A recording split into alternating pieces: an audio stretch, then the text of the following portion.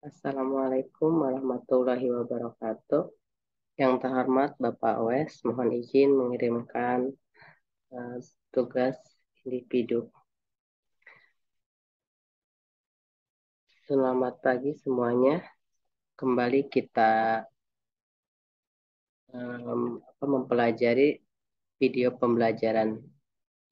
Dalam kesempatan ini, saya akan membicarakan salah satu topik yang cukup menarik untuk dibahas untuk kali ini.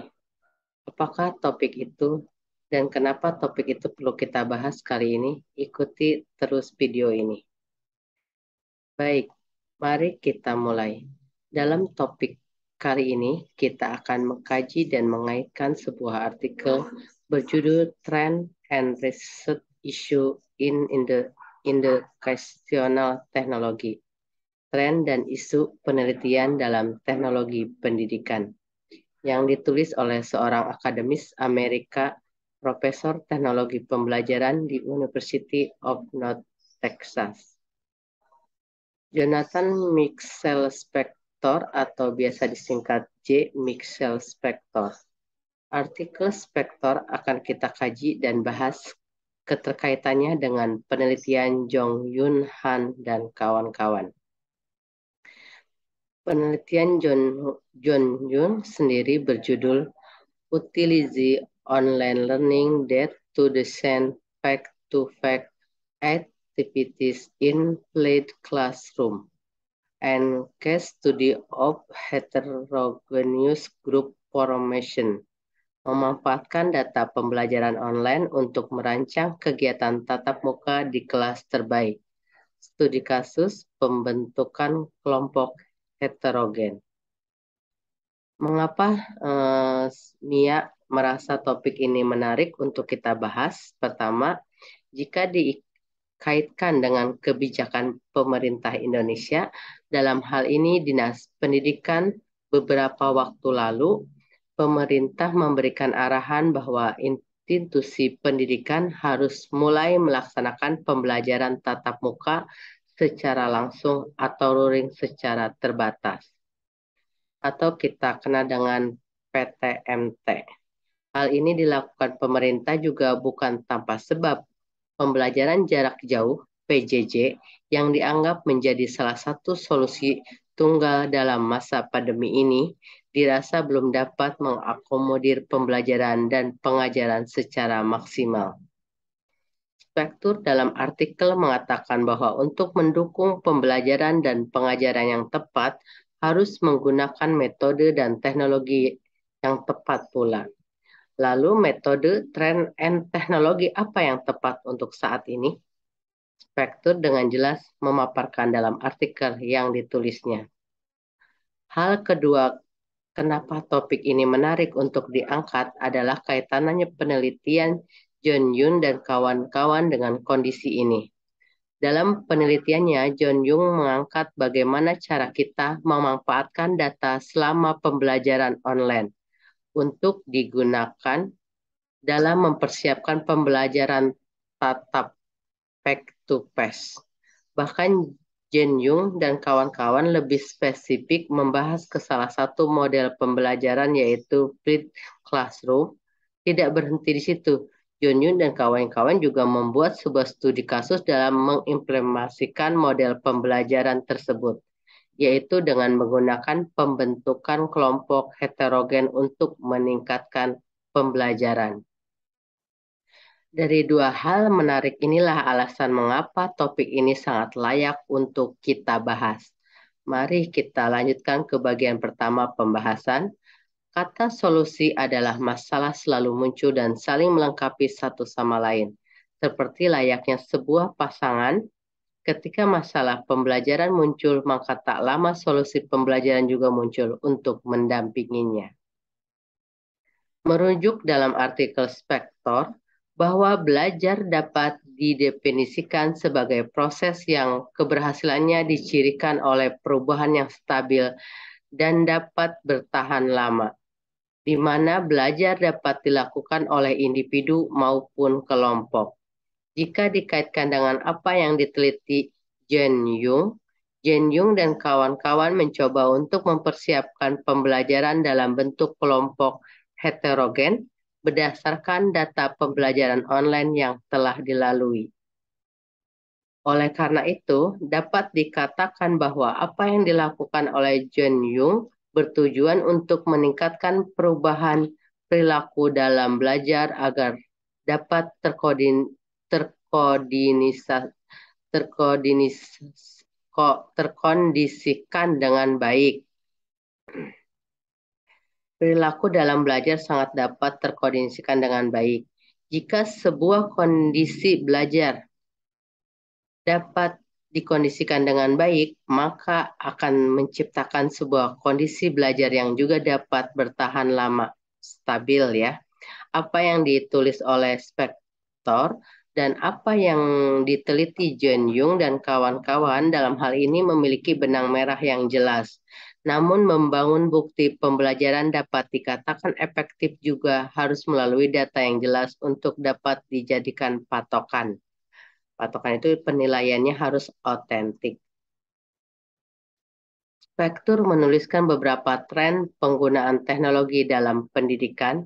Dalam artikelnya dia menulis di mana tren saat itu salah satunya adalah pemanfaatan sumber dan metode baru untuk digunakan sebagai pendukung proses pembelajaran yang dipersonalisasi.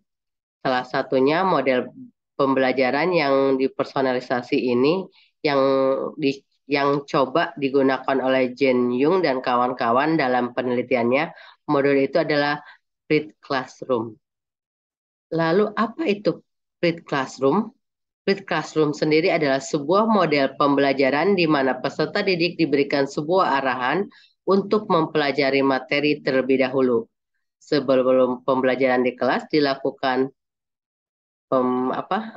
penelitian Jen Yung juga sejalan dengan roadmap atau education teknologi versi World, yaitu bagaimana meningkatkan penekanan pada pembelajaran bersifat sosial, kelompok ya maksudnya. Pembentukan kelompok belajar yang tepat akan memperbesar kemungkinan komunikasi berjalan baik antara pembelajar. Hal ini ditentukan akan meningkatkan kemampuan dalam berkomunikasi dan membiasakan pembelajar. Hal ini tentu akan meningkatkan kemampuan dalam berkomunikasi dan membiasakan pembelajar. Hal ini juga bertujuan untuk menciptakan pembelajaran berkolaborasi dengan berbagai orang yang latar belakangnya yang berbeda. Dalam kondisi tersebut, tentu akan mendukung terciptanya keterampilan pemecahan masalah yang kompleks. Kurang lebih terdapat 7 bidang roadmap for education technology versi World 2010 dalam artikel Spector. Yang pertama, mempersonalisasi pendidikan. Yang kedua, menilai pembelajaran siswa. Yang ketiga, mendukung pembelajaran sosial. Yang keempat, menghilangkan batasan antara pekerja dan belajar. Yang kelima, metode pengajaran alternatif. Yang keenam, meningkatkan peran semua pemangku kepentingan dalam penerapan teknologi baru. Yang ketujuh, memahami bagaimana kebijakan mempengaruhi pembelajaran, pengajaran, dan adopsi teknologi baru. Berdasarkan roadmap tersebut, dapat kita simpulkan Jen Yung dan kawan-kawan adalah koridor yang tepat dalam mensikapi kondisi terkini. Pertama, yaitu mempersonalisasi pendidikan dan metode pengajaran alternatif. Jen Yung dan kawan-kawan dalam penelitiannya menggunakan model pembelajaran Flipped Classroom, yaitu salah satunya model pembelajaran personalisasi seperti yang kita bahas sebelumnya. Yang kedua, menilai pembelajaran siswa, di mana Jen Yung dan kawan-kawan menggunakan data pembelajaran online yang telah dilakukan dijadikan sebagai dasar pembentukan kelompok belajar. Yang ketiga, mendukung pelajaran sosial. Dalam hal ini jelas di mana Jen Yung dan kawan-kawan menggunakan studi kasus pembentukan kelompok heterogen.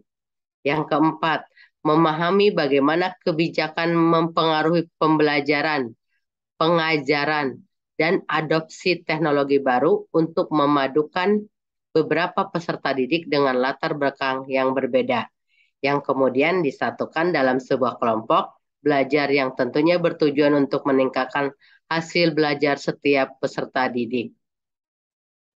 Seperti yang telah kita bahas sebelumnya dalam video pembelajaran saya sebelumnya, bahwa definisi teknologi pendidikan menurut ICT tahun 1994 yang menyatakan instructional technology is the theory and participation of design, development, utilization, management, and evaluation of process and resources for learning. Tidak seperti pada tahun definisi tahun 1977 yang berfokus pada proses desain sistematis. Definisi ICT 1994 ini mengacu kepada teknologi interaksional. Pada waktu itu masih dianggap sebagai sinonim dari teknologi pendidikan itu sendiri.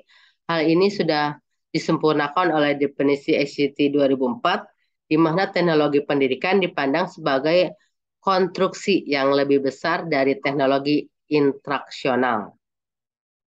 Jika kita tetap merujuk pada definisi tahun AICT tahun 1994 yang menyatakan bahwa teknologi interaksional merupakan teori dan praktek desain, pengembangan, pemanfaatan, pengelolaan, dan evaluasi proses dan sumber daya untuk pembelajaran. Hal ini dapat kita temui pada penelitian John Young dan kawan-kawan.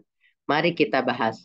Pengembangan model pembelajaran Flipped Classroom dirancang dan dikelola melalui proses evaluasi pembelajaran online yang telah dilaksanakan untuk dimanfaatkan sebagai sumber daya dalam mengembangkan teori dan praktek baru dalam mempelajari tatap muka face to face. Penelitian John Young dan kawan-kawan menyajikan data yang memungkinkan pendidik memanfaatkan data pada pembelajaran online untuk dapat digunakan dalam desain kegiatan tatap muka. Penelitian ini juga digunakan sebagai rujukan para pendidik dalam merancang pembelajaran tatap muka berdasarkan yang akan dilakukan. Pemaparan tren dan teknologi terkini yang dipaparkan oleh artikel Spektor juga dapat dikaji referensi dalam memakai teknologi khususnya teknologi pendidikan. Kesimpulan dari topik hari ini yang kita bahas adalah sebagai seorang pendidik kita harus senantiasa mengikuti perkembangan zaman dan tren teknologi untuk dapat memanfaatkan sebagai bahan sumber daya dalam proses pembelajaran di kelas kita. Mengutip apa yang disampaikan Spektor dalam artikelnya, guru adalah suara yang mendorong, telinga yang mendengarkan, mata yang mencerminkan, tangan yang membimbing, dan wajah yang tidak berpaling. J. Michael Spektor. Sekian dari Mia. Wassalamualaikum warahmatullahi wabarakatuh.